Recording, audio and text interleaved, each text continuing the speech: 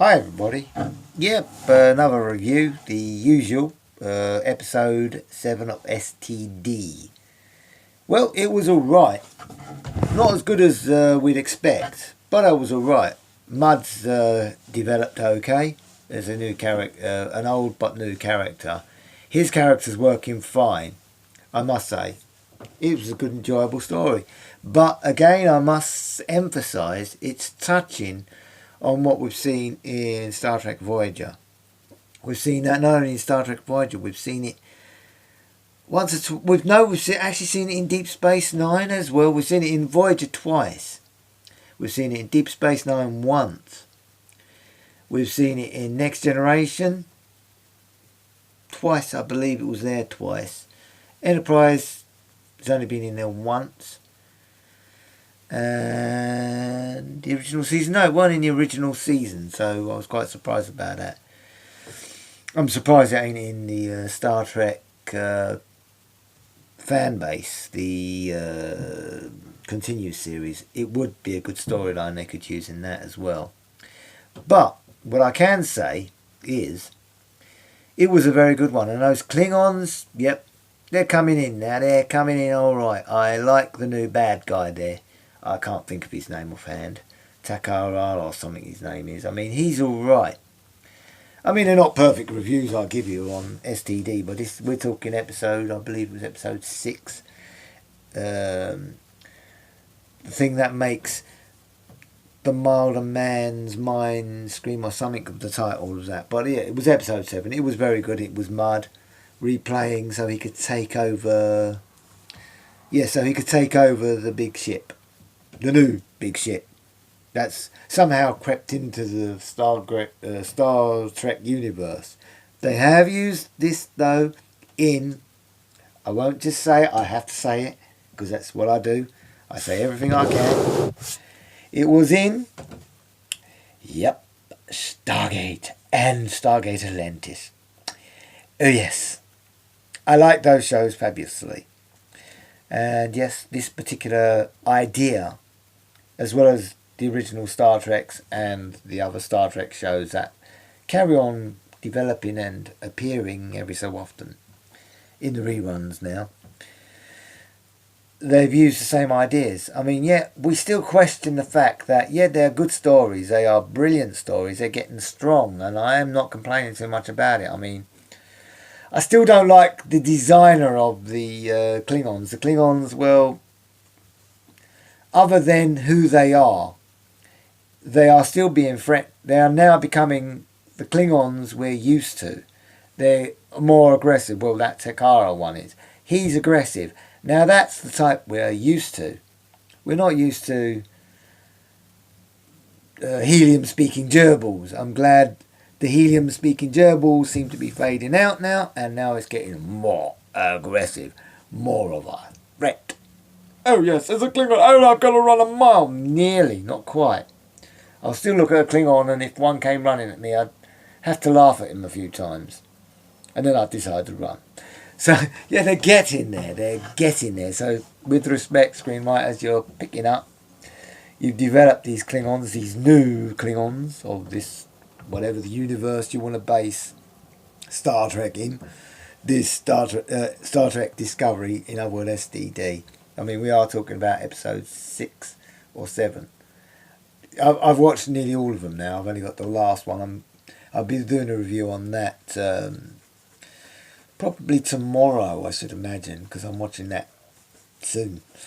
I don't want. I'm delaying it because after episode 9, with all the respect of our other fan-based Star Trekkies, as well as other shows that are doing the take on Star Trek STD. In other words, Star Trek Discovery.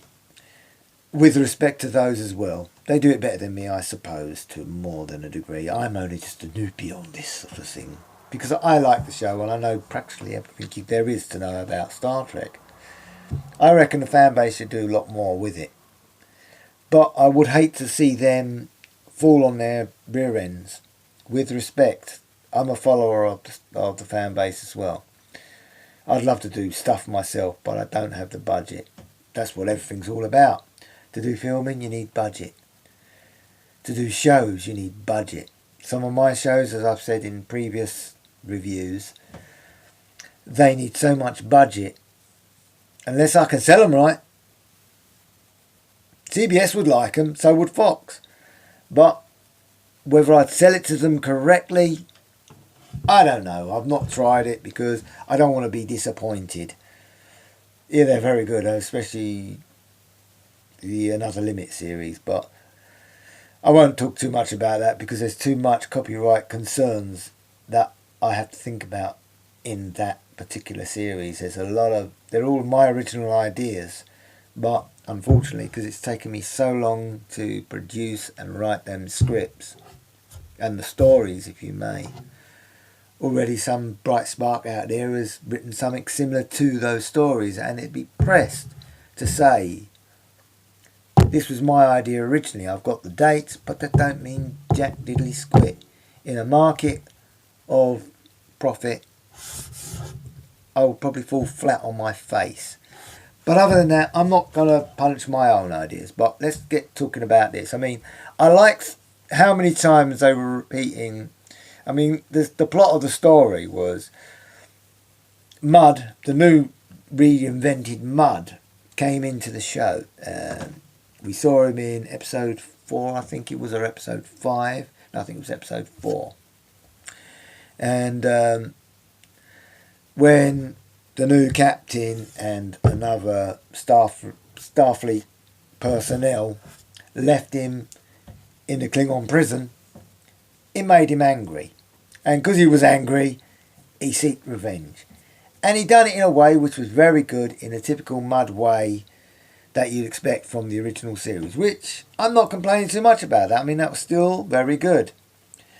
And the way they did it, the way you filmed it, the way it was filmed, was quite a surprise, actually. It was quite entertaining. You got one of the characters who's able to retain, a bit like the Borg, so bear in mind they're still using ideas from the old shows. You know, like this particular character, he's implanted himself with the DNA of another species, which has given him an insight on other planes of existence. So he's able to step out of his current comfort zone and live anywhere he wants, mentally. So they portray. Yep, they portray it well, I suppose. That's a hard one to portray.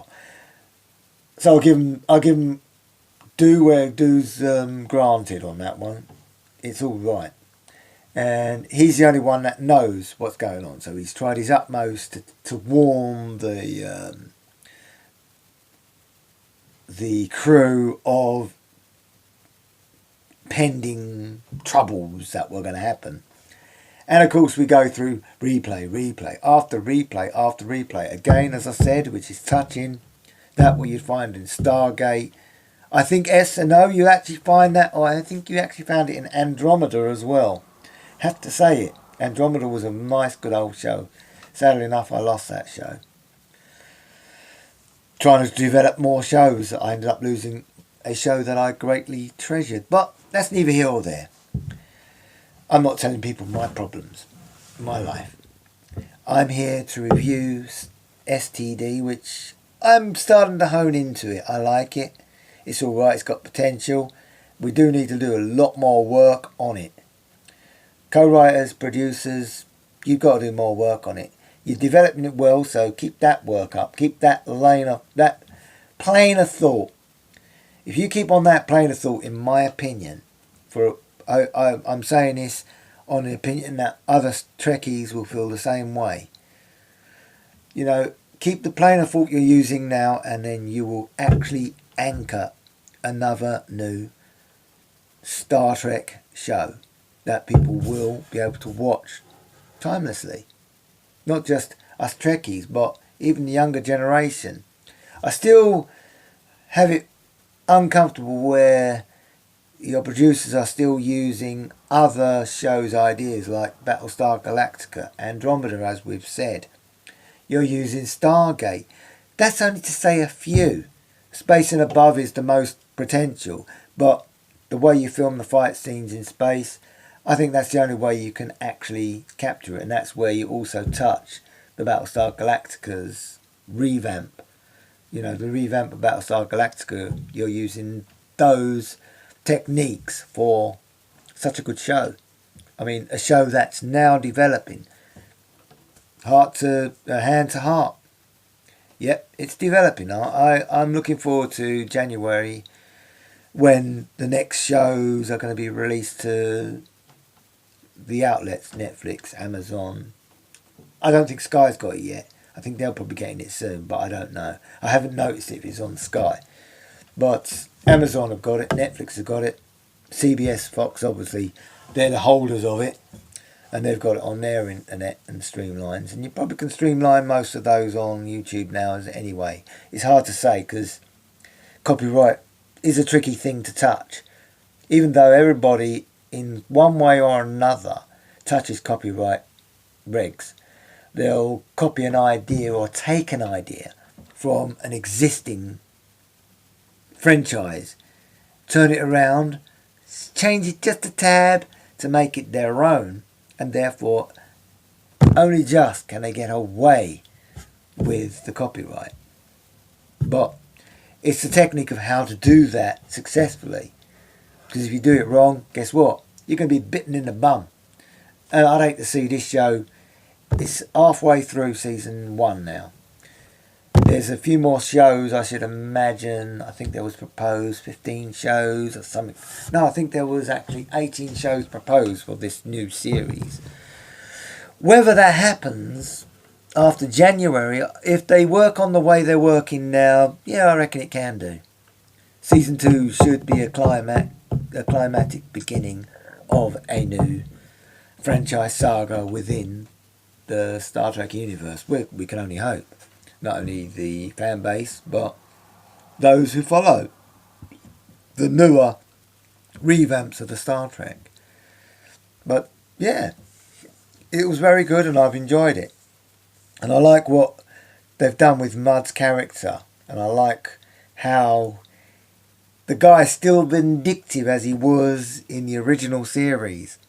He's still vindictive as he's always appeared. Especially, I think he had 1 or 2 appearances in the Enterprise series, even younger than he is now.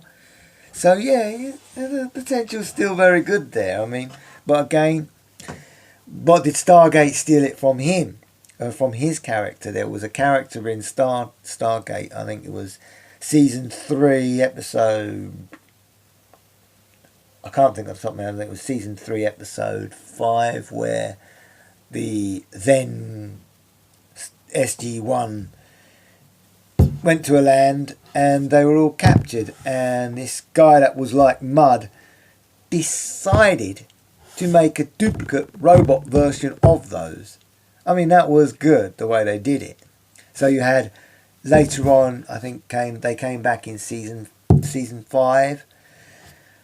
Will we see that happening if it makes the grade? Will we see that happening in STD? Will Mudd materialise in the same way?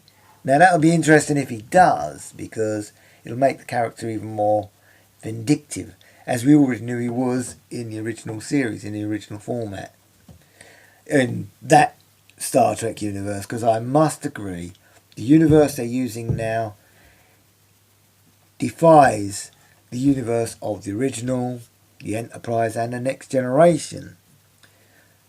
Where's this timeline fitting in? Even with the alternate universe, will we see that materialise in STD? Well, it'll be interesting if they do. And how will that pan out? Will it be the same as all the other alternate universes that have been in the other series? And don't forget, it's an alternate universe of an alternate universe of an alternate universe. I mean, how many more alternate universes can they do in such a sci-fi? Well, it is a sci-fi. I mean, hey, you can... the bounds are unlimited. So, yeah. But what they're doing at the moment with the show, I think is pretty good. It's picking up. The Klingons are starting to look Klingons as I'm sure most of us are familiar with now. The younger generation, we know they love them. The ones who are now being introduced into the Star Trek universe, they probably are liking these young Klingons of this particular spin-off universe, wherever that is in the spectrum of the Star Trek vast universe. No one knows. It's so vast. Even I've lost count now. I don't know where it is, but it's there anyway. But anyway, enough of the innuendos. But yeah, it is a very good one. But I said that was episode 6 or 7, to be honest. I think it was 7 actually, because I do it roughly every 2. So 9 is the next review, the last of this first half of season 1. And I'm looking forward to January, when they've already done a number of episodes of season 1 to pick up in January sometime in England in 2018. So let's see how it pans out. As long as it don't come as fast like the bloody Doctor Who, as I've said in a previous review. But this is my take. I hope you've enjoyed it. I hope I've been informative. And I hope it's been an interesting conversation to share with everybody out there. But yep, I still would say, now I'm in a position to say, yep, STD, you can start watching that now, because it's one to start watching. It is an old idea, but producing a new concept, which makes it even more intriguing and exciting. Love the excitement. I love the show, and I'm loving it even more as it's improving even more. Till the next time, till my next review of episode 9, which is coming out shortly, take care of yourselves, be safe, be careful, enjoy life, and don't take everything I say to heart, but do enjoy, and enjoy life while you can. Sleep tight, rest easy, and be lucky. Take care now. Bye for now.